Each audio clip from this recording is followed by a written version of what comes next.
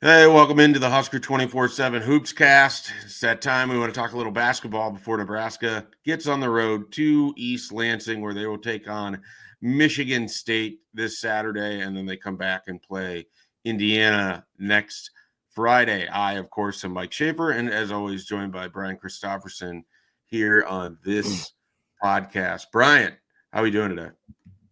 I'm doing okay. I mean, I think it's going to be a wild ride with the Big Ten season that sort of starts Saturday for Nebraska. So looking forward to that. And I think Nebraska basketball's they feel like they're getting better over the last 3 or 4 games to at least lead into it. So it makes it really interesting. Yeah, I mean, they're playing well, and Yeah. you like to see them. You like to see them playing well ahead of these games that they have coming up, and the conference as a whole. I mean, some of these games have already started. Maryland took it to Ohio State. Michigan State beat up Minnesota. Oregon, USC already played. Iowa squeaked one out over Northwestern. I mean, so you've had some Big Ten games. I mean, Michigan upset Wisconsin. So it already kind of feels like, Brian, there's going to be like a half dozen teams right around like that 10-10, and then another group that's going to be like 9-11. Like Yeah. it feels like there's just going to be a lot of teams sort of in that middle, and I think that's where Nebraska needs to find itself. And maybe if they can even get to 11-9, it really elevates your chances in what feels like a really tough conference. Yeah, I've heard an occasional opinion about the league being down or not as tough, and I don't go with that at all. Because I think the toughest leagues for as coaches would view it is when sort of as you name off some of those teams and those scores, it's when everybody's pretty solid. You know what I mean? Like sometimes there'll be a league where there's like those two great teams, but then the bottom is kind of weak and you can kind of pick off wins there. I don't think there's a lot of easy wins to just pick off in this league, which makes it very difficult. There's a lot of parity. And last night, as an example, we're doing this on Friday morning. Um, Penn State took it to Purdue. I mean, they beat them 81-70. It wasn't even that close. They were up by like 25 points. So buckle up as Nebraska has a tough first 2 games too. It's at Michigan State to start, and then you got to handle Indiana at home, next Friday. I kind of like it like this though, because you just sort of you're thrown into it right away, Yeah. and it's just baptism by fire. I think the team's playing well right now. There seems to be some confidence, and so we'll see kind of how they show up on Saturday. Let's get some injury stuff out of the way first. What is Nebraska's kind of situation? I know it was a little bit rough on Wednesday with South Dakota. Where are they at with some of these guys now? A little more than a week later. I mean, Jawan Gary left that Yeah. game, and I believe Burke was Okay. Yeah. also out as well, and that was the more concerning of the two. I believe, did Gary play against North Florida? Oh I think yeah, he did. Jawan bounced back well. Yeah. Played well against North Florida, so he's fine. Barricay's the one that is significant because it's a groin injury, and he's questionable for Saturday's game against Michigan State, and he would be a big loss for that type of game and that type of matchup. However, Hoiberg mentioned this during his press conference with media. You do have to exercise some caution and not with the guy who's going to be so important to the big picture in the long run. So you got to have some long-term thoughts, I think, that might win out over throwing him out there for 15 minutes, against Michigan State, even if that makes it tougher to win. So he's the guy to watch. He has gotten some work in this week. It sounds like Friday, as we're doing this, is a big day to tell, okay, how did his body respond to Thursday's work? Is it possible he could play? But he's definitely questionable. Yeah, it certainly sounds like it's one of those where, Hoiberg isn't going to push it if he doesn't, feel like it's necessary. And, it's not that they couldn't go into East Lansing and win without him, but he was such a valuable aspect of how you played against St. Mary's and Creighton, the two best games, or two best teams. I shouldn't say best games, but two best teams that you played. You'd certainly like to have him there. Going back, Ryan, I mean, I know it's all the way back to last Wednesday, and we can just kind of group these two games together with South Dakota and North Florida. Nebraska looked different. They play different. Some of that is, you come off of games against St. Mary's and Creighton, and you're facing teams that aren't as talented. Some of it, and this sounds really reductive and simple, they made shots. The same shots that have been there in other games, they converted. And I think that makes kind of, a big world of difference when you're looking at Nebraska basketball. Connor Esigian is way confident right now. I mean, he was 6 of 7 behind the arc. I think the home game 3-point record for Nebraska was 8. And honestly, Esigian could have challenged it, but they took him out of the game with it was well decided. They won 103-72 with 10 minutes left. So he did his work in only, I'm looking at it here, I think it was 21 minutes of action. Yeah, something like that. But yeah, 21 minutes. He scored 22 points. So Esigian is they're finding ways to get him the ball. He moves around really well, and players are identifying him and finding him for shots. So it's worked really well. And I think Bryce has sort of found his stroke a little bit lately too. So they're still looking to get Gavin Griffiths going, and Hoiberg believes in him, and they're trying to build up his confidence because he's a guy that how it is in this league. You talk about I always call it the CJ Wilcher factor, that guy who pops in and he hits maybe it's 2 big shots, but they're big. You need them in these games with small margin for error. So Griffiths is one guy I'd like to see find his shot, and even if it's a contribution like that, it'll matter. But you're right. The offense looked great last game out. They played really well. They just looked crisp, and that was a North Florida team that had we warned about them last week on this podcast. They had South Carolina, Georgia Tech. Yeah, they had power conference wins, and they look like a formidable team. So the fact Nebraska just didn't mess around or play with their food at all and was up by 25 or whatever it was at halftime, really impressive showing, actually. It was one of their better performances of the year. It won't get the same fanfare as the Creighton win, of course, and it shouldn't, but it was a nice performance going into this stretch of the schedule. I'm going to just ask you just a few questions, just in general. They played 7 games, I believe, through this portion of the schedule so far, and that's almost a fourth of the way into the season. Who would you characterize as been the player that has impressed you the most so far through these first 7 games? Esigian, just the fact that I was hopeful about him coming in, and I knew last year didn't go personally for him as he hoped, and there was more to his game than was showcased up in Madison, and he felt he could really flourish in Fred's system. And I think we're seeing an appetizer, at least, of that, in these type of games. It just feels like he's comfortable, and I think the thought behind the scenes was that Esigian could make up for Keisei. As fun as Keisei was, that he could provide that and maybe then some, even with the defensive end. And we're seeing how that could be. Now, it's got to play out over the course of the grind of this season, but that's a very promising start. There was the first 2 or 3 games where they're still figuring each other out, and you're like, I don't know, how's this guy going to work with this and that.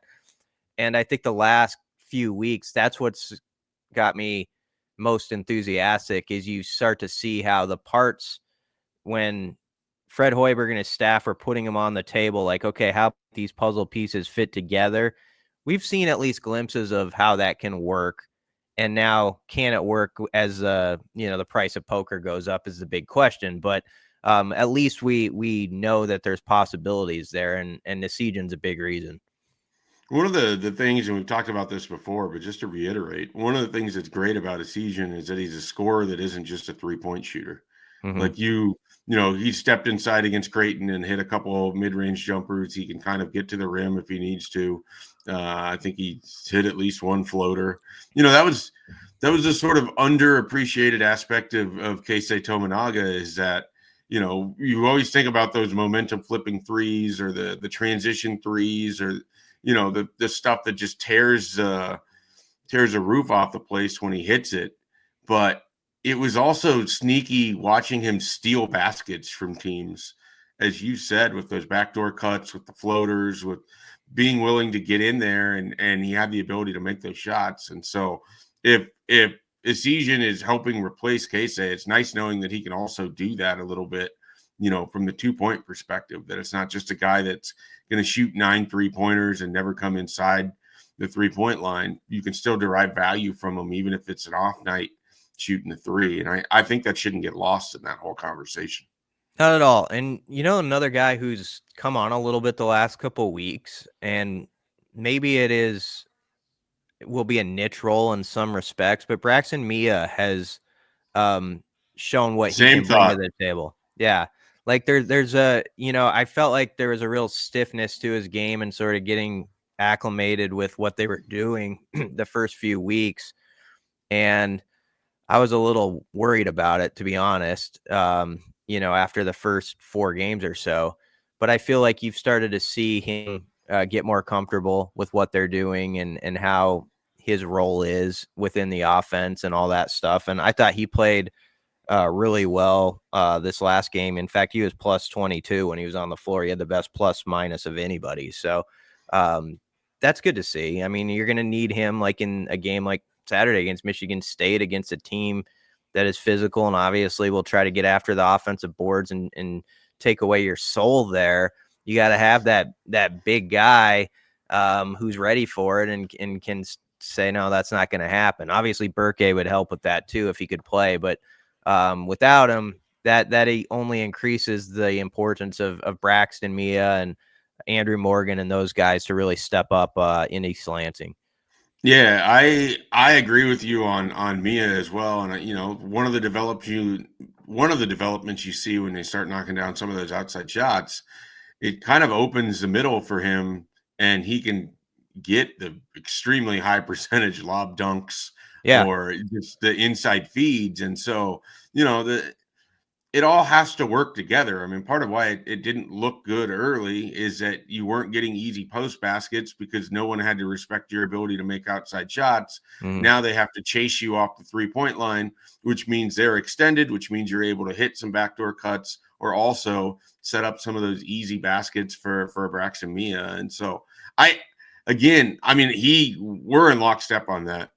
I wasn't excited about him when he was brought in because I had seen him before at Washington, and I was worried about his ability to just give you minutes. And I still don't think he can play like a 25 minutes in a Big Ten game. But what he's going to be able to give you is the 10 to 15 minutes of just pure physicality, the 5 fouls, some rebounds, some rim protection. He stole the basketball a couple times already this season on post feeds. So he's really, these last 3 games, starting with that Creighton game, I completely kind of flipped where I was on Braxton Mia because there's a lot more to him than to be honest, Brian, I thought he was a guy that was going to try to go win the jump ball, give you, 8 to 12 minutes and kind of be a big, and you'd rotate Morgan and see how it goes with that. Like that's all I thought Braxton Mia was going to be. I didn't have much in terms of expectation. Yeah. Can he give you those basically like 15 to 18 minutes almost is where I'd put it, of just like, he's going to go out for this 3 to 4 minute segment and he's just going to give you everything he has, going to come off, tired and like needs a breath, but he gave you a lot. And he did that against Creighton. That you're right. That was when it flipped. Like he started that game against Kalkbrenner, and I think he came out at the 17-minute mark, and the TV showed him, and he was exhausted already. He looked like 3 minutes in. That's fine, though. He had given you 3 really good minutes, and then go do it again, a few minutes, like another segment later. And if you can like have 2 or 3 of those per half, that can go a long way in this league. Yeah, I agree with that entirely. Is there anything about this team or is there a player that has surprised you in the sense of maybe you were expecting more, maybe it's played out in a way that you weren't anticipating? Okay, I'll go this way. I think the point guard spot's interesting. I think Raleigh's the PG1 if we want to go with like our football. Is that a thing? Do people say that? Yeah, we need to start like doing that. Okay. All right. PG1 Raleigh. And he's definitely like got that stuff like where you feel like he's played 100, 200 games or whatever it is in college basketball. You feel like a mistake isn't going to rattle him. And we saw that against Creighton. But I'm getting to the point of Aaron Eulis, when he's come in, we forget. I mean, he started on Iowa teams that went to the tournament. He was their main point guard, and he looks a lot more comfortable too now. Like he's got some game action under him after the year away from it. And the last couple weeks when he's gotten in there, he's been steady. He's had some nice feeds for easy buckets. He's been really good on the defensive end against North Florida. He was very anticipatory of like certain passes that were coming, and he stepped in the way. And so I just think they've got a little bit more of a 1-2 combination there than I was thinking even like a month or so ago. And that's my own fault maybe. And, you got to think about Ulyss's history, and, he's played in some big games himself, but I do think he can be an impactful player as they go through the league, as someone who's seen it up close, has gone through the Big Ten a lot. And maybe it's 15 minutes for him a game, but those could be very useful minutes for Nebraska. Yeah, I wrote him off pretty quickly, to be honest. Like it looked pretty ugly those first few games, and I think it was probably better here in the last two. And I still kind of need to see it for myself. I didn't have eyes on the South Dakota game. I watched North Florida sort of Yeah, intermittently. you've been busy. That was his best game, So North Florida. I'll give you his line yeah, real quick and then continue that thought. So he was 4 of 7 and had 10 points, 3 assists, no turnovers, and he was just really active on defense. So yeah. he just had a great stat line. I mean, it was North Florida, but we're not going to bury them as a bad team. And he just played a good game, and it's like, okay, now take that with you, and that could be useful in the Big Ten play. Well, I always think it's, like we get sometimes hung up on, oh, it's only so and so. I mean, if a guy can show you that he can do that, that Yeah. matters. And also, I think if you were to add up his stat line of the first 3 non-conference games, they're not getting to 10 points. And he's having a lot more turnovers, I think, than assists. So that's a step in the right direction. So it's good to see. Like you don't want to make too much of it because it's been a 3-game stretch, but it does feel like they have a lot of momentum, or there's a confidence there that certainly didn't exist really prior to that St. Mary's game. I feel like with kind of how they're playing. Going back to Worcester, I will say, having gone through Nebraska's kind of point center, point forward, not having a real point guard the last couple of years, I do appreciate having someone like Raleigh Worcester, kind of running things there. Like I feel better about that. One of the things that had stood out about South Dakota and about North Florida, just if all you do is read the box score, they have a lot more assists in those games. Now, some of that is guys make shots, but some of it feels like they're getting into the flow of their offense. You're starting to see some familiarity and some gelling, as teams start to play them a little bit differently, and it's different than just practice. I think that's going to continue to kind of stay steady or improve. And so he's definitely been a part of that. And I think that's kind of, an unsung part of why it's looking better. I mean, they're hitting guys in stride. The offense runs better because people know what they're doing. They've had multiple games now played under their belt together. Like the whole thing with the transfer portal era of basketball is that we have an expectation that when a team starts the season, they're going to have a feel for how to play with each other. And that's just not reality when you have all of these different pieces coming in from different places. Yeah. To your point, against North Florida, Nebraska had 22 assists and just 6 turnovers. So, Yeah. I mean, this is a whole different animal in East Lansing. Michigan State, sometimes you're like, yeah, but the Fred Hoiberg's talked about how fast they play in that building. And he said it has never failed whenever you're playing at the Breslin Center. You come over at the first media timeout and you always are telling your team, no matter who's on it, I told you it was going to be this fast. They were going to play like this. And he pointed out like Minnesota, which got run off the court by Michigan State. That was in Minneapolis too. But he said, I'm sure they have the same talking points we did, but if they gave up a transition lob on the first play, like that Michigan State will get out and they will move. And to back that up, Sam Hoiberg said, Creighton plays fast. Michigan State plays 5 times faster. I don't think about that stuff as much, but the guys on the court, they see it. It's just a different speed that Nebraska is going to have to quickly adjust to with some guys who haven't played in that building before. And Nebraska's going to have to win with defense. So I don't think there's a question about that. I mean, that's how they won the game at home last year. You have to be able to kind of frustrate their shooters, and you have to get, as you said, you have to get the ball when it's going off of the rim. Whether it's on offense or defense, you either need to give yourself more possessions or you got to limit their amount of possessions. And so, that's how Nebraska won a year ago. Is they played really good basketball in terms of transition defense. They played really good basketball in terms of total team defense, and they got on the boards. And that was you remember that game? That was a super frustrated Michigan State team. Yeah, like they were not having a good time in Pinnacle Bank Arena. We'll put it that way. And that actually kind of set the stage for sort of the defensive grind out effort against Kansas State as well. Like we saw last year that team could run number 1 Purdue out of its own gym, but if it had to play in a rock fight, grind a game out, it has that mentality. I think this version of Nebraska can do that too. Like I think they can play both sides of that game. Yeah, I do too. I like this team going into this. We'll see what happens, but I think they're a team that I'm guessing most everywhere else in the Big Ten, people aren't even looking at Nebraska and they're like, oh, they lost K-State. It was kind of all about that. This team can be as good or better. I really believe that. But now you gotta go show that toughness. Remember the big narrative though last year with that team was they were close a lot on the road, but they couldn't break through in the Big Ten. So how awesome would it be to obviously Saturday is a big test, but to knock that off as a narrative right away. Move on. Yeah, get that out of there. So that's the opportunity before them.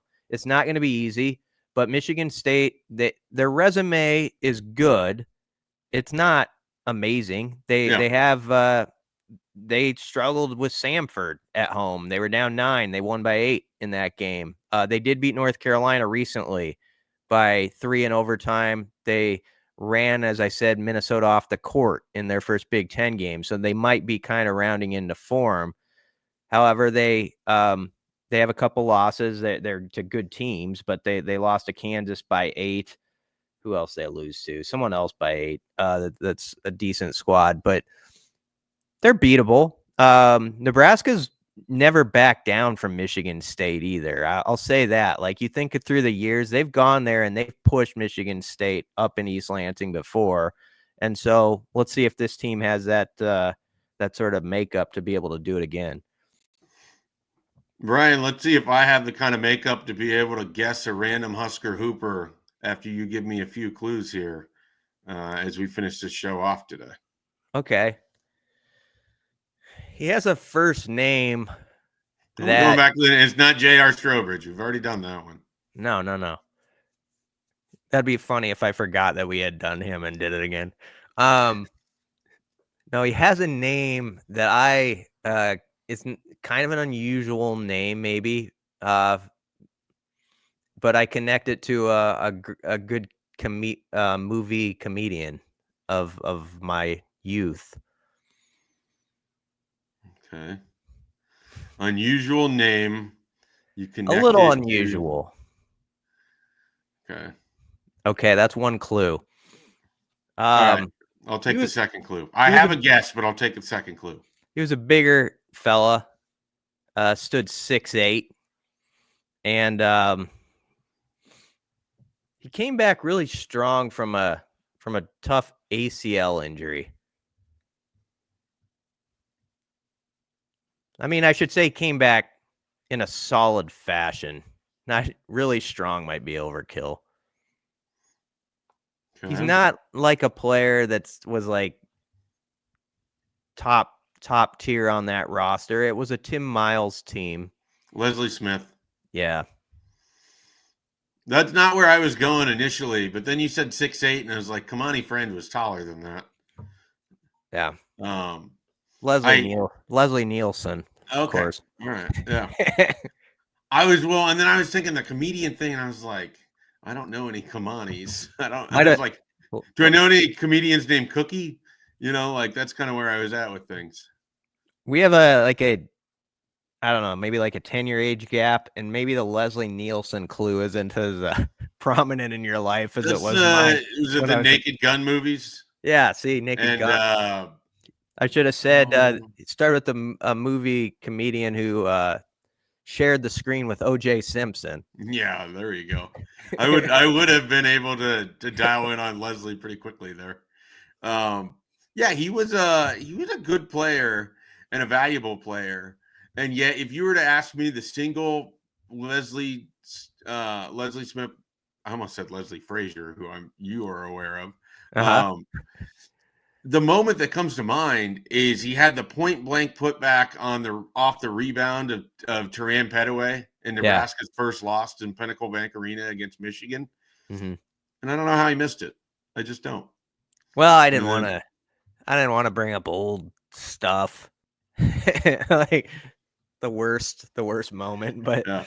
No, that was there was a lot of concern about how he'd be able to, because the second year there's a lot of expectation for Nebraska with Turan Petaway back and Walt Pitchford and Leslie Smith was a part of that, and then he had the offseason injury, and then there was concern, and I don't recall him being as impactful the second year as he was the first. He played in all 32 games in 2013-14. Mm-hmm. Averaged 5.4 points, 4.8 rebounds. He was one of this is the Huskers description of him, of course. So he's one of the better reserves in the Big Ten, they thought. He had that injury, and then the next year, he played in the final 17 games. Yep. And he gave him something. Gave him 3.1, both points and rebounds in like 12 minutes a game. So, yeah, he was not like top tier Husker of the last 15, 20 years, but he's one of those guys you kind of recall, and I thought you would, and you did. No, we got it right. All right. Anything you want to get to basketball wise before we depart here? No. I just say, like, if I don't know when the next one of these we're gonna do, but win one of these two is always huge. Like, you get these two Big Ten games. It's nice to not have to sit at least 0-2. There's going to be a lot of 1-1s, I'm sure, like after this week, and Nebraska needs to at least situate themselves there. So that's critical. Yeah, no, one of these years, and they've done it before, but one of these years, it would be great just to see them start 2-0. Just to kind of what that building would sort of look like in early January when you're hosting. I think UCLA is their big game, and like, it's not that it wouldn't be if they go 1-1, but man, would kind of love to hear the conversation. Nebraska goes into Michigan State and wins that game. I think you're going to have some fans that are expecting to have a number next to Nebraska's game, next to Nebraska's name on Monday when the rankings come out. Yeah, if they did it, and we didn't bring this up, but St. Mary's, they do have a loss now. They lost to Arizona State by 4. However, that St. Mary's team beat USC 71-36.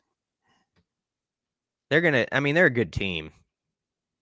I think USC lost to Oregon by 8 the other night. So yeah.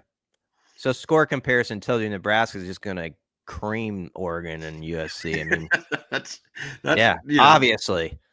Transitive property has never cost anyone money Never gambling wrong. or has ever proven to be a failure of a strategy. So, all right, for Brian Christopherson, I'm Mike Shaver. We're Husker247. Be sure to check out everything we have going on at Husker247. Of course, it was a busy week for football. Mm-hmm. Still a busy week for football. Still going to be a busy month for football.